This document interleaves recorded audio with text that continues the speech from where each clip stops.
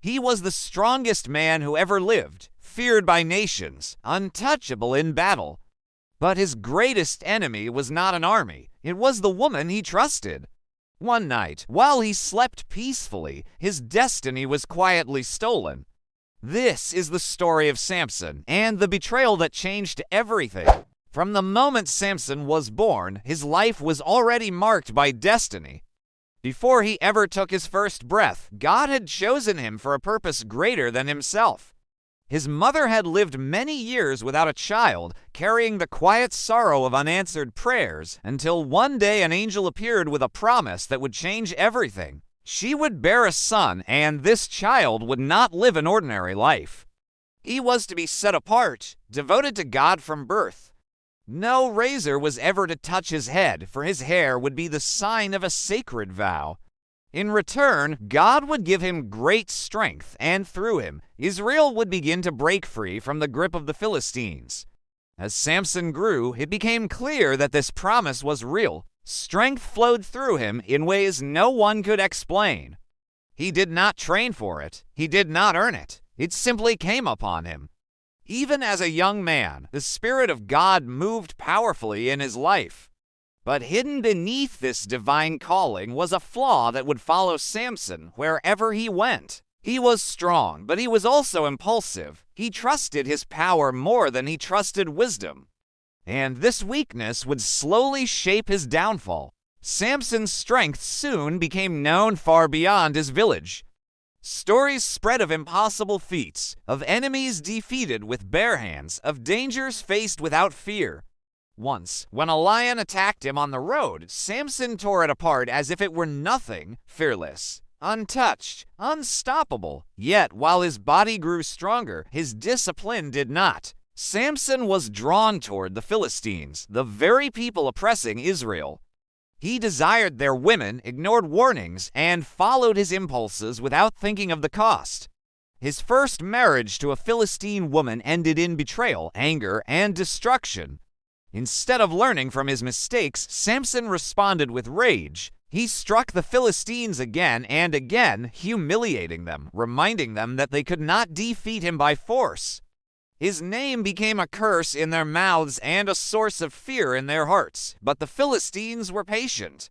They realized something important. Samson's strength made him dangerous, but his heart made him vulnerable, and they waited for the right moment. That moment came in the valley of Sorek, where a woman named Delilah lived. She was clever, persuasive, and observant. When the Philistine rulers approached her, they did not come with weapons. They came with an offer. If she could discover the secret of Samson's strength, they promised her great wealth. More silver than she could ever imagine. Delilah agreed. When Samson met her, he did not see an enemy. He saw comfort. He saw affection. He saw someone who listened. Slowly, he allowed her closer than anyone else had ever been.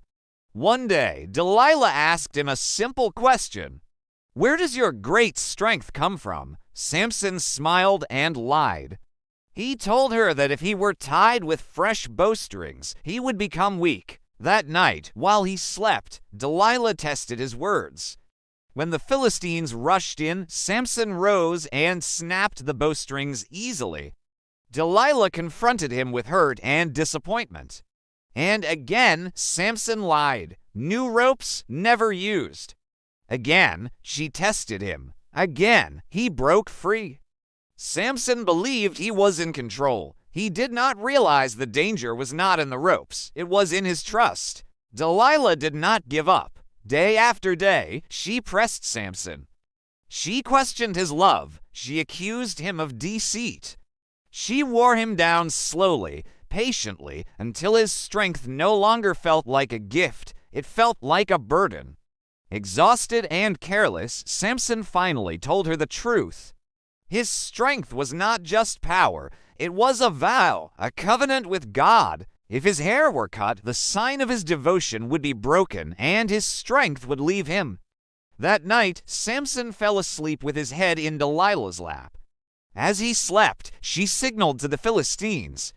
Quietly, a razor was brought. Strand by strand, his hair was shaved away.